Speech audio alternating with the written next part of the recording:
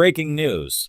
President Trump and Israeli Prime Minister Benjamin Netanyahu take reporters' questions in the Oval Office. Let's have a watch.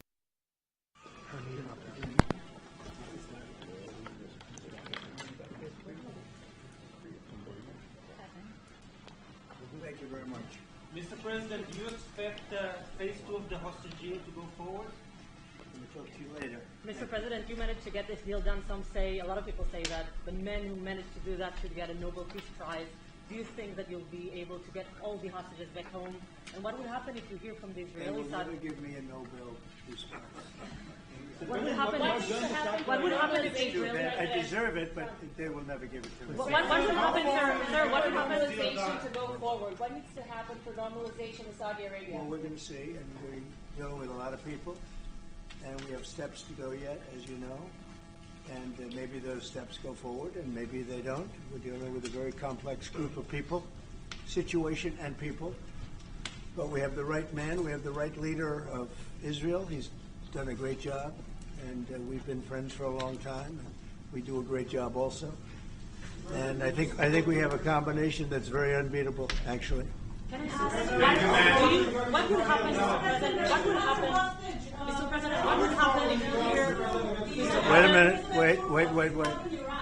Where is that person? Where's that person coming from? Come on, go, Mr. you go. President, what would happen if you'll hear from the Israeli side today that they're not willing to go through with the deal to get all the hostages back home and finish the war? We'll see what happens. Whatever happens, we'll be prepared to handle the situation. Are the Saudis demanding a Palestinian state? Mr. President. No. Are the Saudis demanding a Palestinian state? No, they're not. No. Are they demanding a path towards a Palestinian state or any other recognition Everybody's of that demanding one thing. You know what it is? Peace. We want peace. We want people to stop being killed. But everybody's demanding one thing. Very simple, peace. And he wants peace also. Mr. President, do you think it's politically possible in Israel to get this deal done until the end? To get the deal done? Yeah. Sure. I mean, is it politically Why wouldn't a deal get done? A deal can get done. We'll see what happens. We're dealing with very complicated people. But a deal can absolutely get done. Israeli strike on Iran. We'll see what happens. President Trump, I work for Prime Minister Netanyahu. We have heard Joe Biden and Donald Trump take credit for the hostage and ceasefire deal. Who do you think deserves more credit? I think President Trump added great force and powerful leadership to this effort. I appreciate it. He sent a very good emissary. He's helped it along. And, I'll just tell you, I'm happy that they're here. And I'm sure the President is happy that they're here. And I would think that's about enough. President Trump, Prime Minister, what about Elizabeth Sukov, the Israeli hostage held in Iraq? What about the Israeli press taking a press conference in Israel and not in Washington? We would love to take a press conference and get it to Prime Minister Netanyahu. A few more questions. Prime Minister Netanyahu, do you support going forward with this deal and getting all the hostages out? I support getting all the hostages out and meeting all our war goals that include destroying Hamas's military and governing capabilities and making sure that Gaza never poses a threat to Israel again. are you willing All three. Are you willing And to those agree- are you things willing can to go agree- together? Are you willing Can you to agree promise to the Trump's families vision that you to do bring all the everything to think- get the I think- hostages out? Wait, I think wait. that I should One at a talk to time. President One at a Trump. time. So Okay. I'll ask, do you agree with Trump's vision of getting all the hostages back home, even if it means to end the war? Well, I'm not sure that you articulated correctly what the President's vision is. You can ask, he can speak for himself. He does that very, very well. I have my own views, 3 goals. Not 1, not 2, 3 goals, and I will meet all 3 goals. I think the President can help enormously. He brings fresh thinking. Any address to the Fresh fact thinking. that terrorists who murdered hundreds of people were listed their home as the part of the deal? It's a horrible thing. We can't forget it. I'll never forget it, and you can't forget it. And some people want to put it out of their memory, but we're not going to ever let that happen. It was a horrible day, October 7th. That was a horrible period of time. And a lot of people like to pretend it didn't happen. It happened. There's a big group of people that like to pretend it didn't happen, like the Holocaust didn't happen. Same mindset.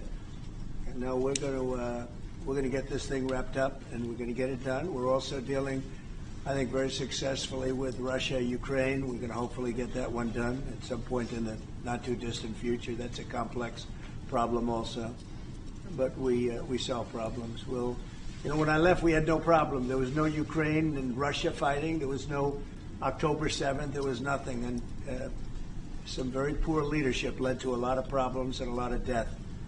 And it's a shame, but we'll put it out. We'll put out the fires. We have a lot of fires, but we'll put them out. Why do you still support a Palestinian state like the peace plan you presented in January 2020? Is this plan still on the table? Well, a lot of plans change with time, and a lot of death has occurred since I left and now came back. This death occurred not while I was here, but while somebody else was here. It shouldn't have happened. They shouldn't have allowed it to happen. It would have never happened, and that includes Russia, Ukraine would have never happened. Not even a little bit, not even a chance. But now we are faced with a situation that's different, in some ways better and in some ways worse. But we're faced with a very complex and difficult situation, but we'll solve the problem. Refugees get from Gaza, out of Gaza. If not Jordan, Egypt, what other countries you think might accept Palestinians from Gaza? Well, I think Jordan and Egypt will. I know they've spoken about it with you, and they say they're not going to accept. I say they will. But I think other countries will accept also. I think that Gaza maybe is a demolition site right now. If you look at Gaza, there's hardly a building standing, and the ones that are going to collapse. You can't live in Gaza right now, and I think we need another location. I think it should be a location that's going to make people happy.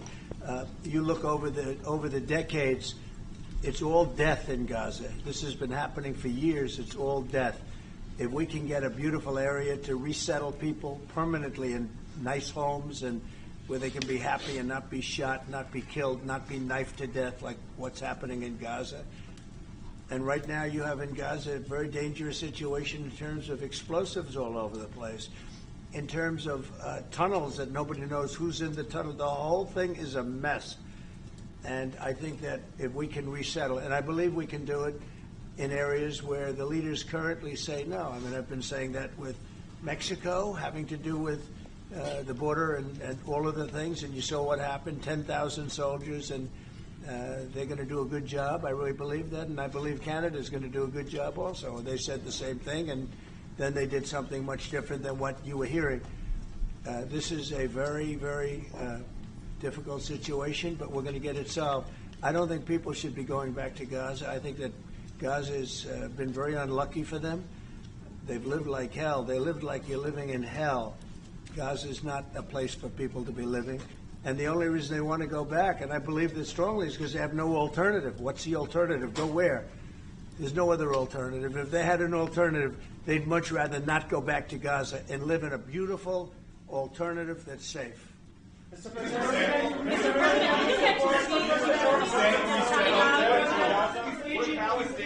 Peter?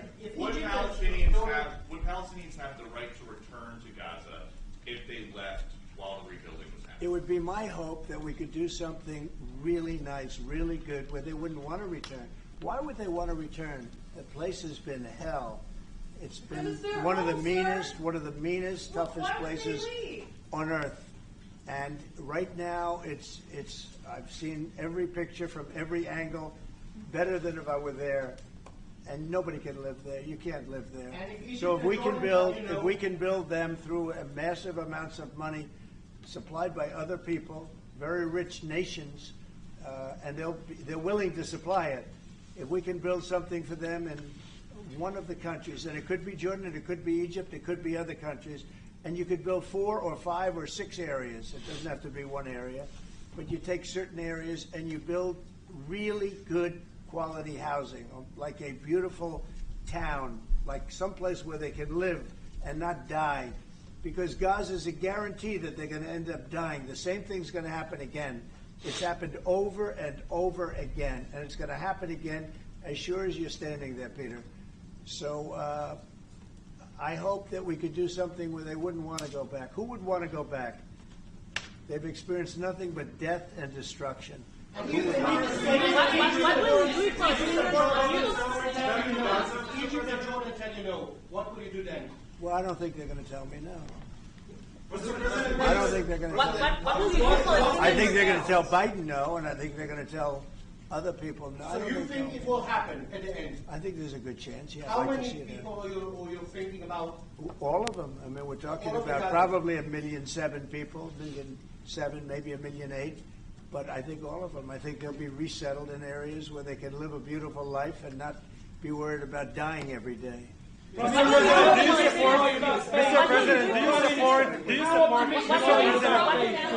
Mr. President, do you support building settlements, Jewish settlements back in Gaza in the next years?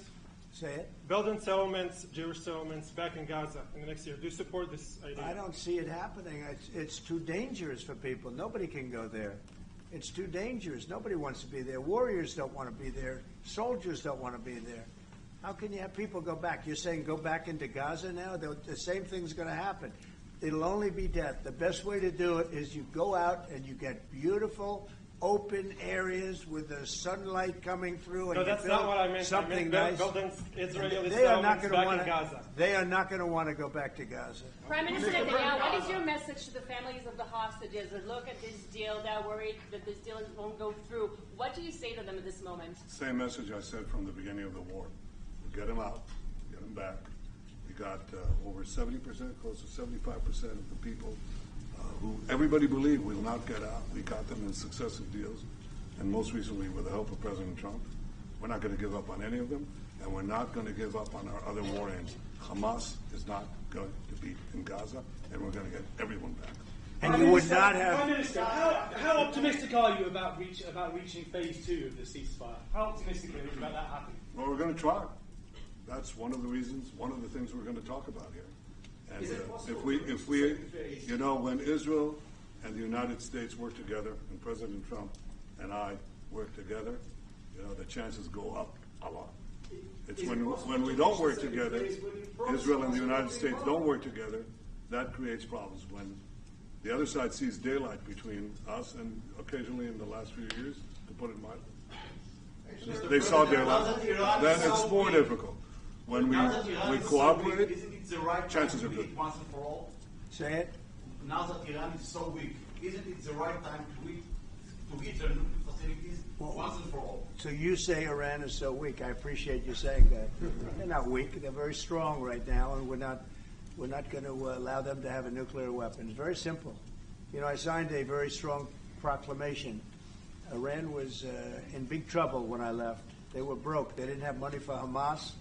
They didn't have any money for Hezbollah. You had no problem. October 7th could have never happened. When I left, October 7th could have never happened. And frankly, Russia and Ukraine, as I said, could never have happened.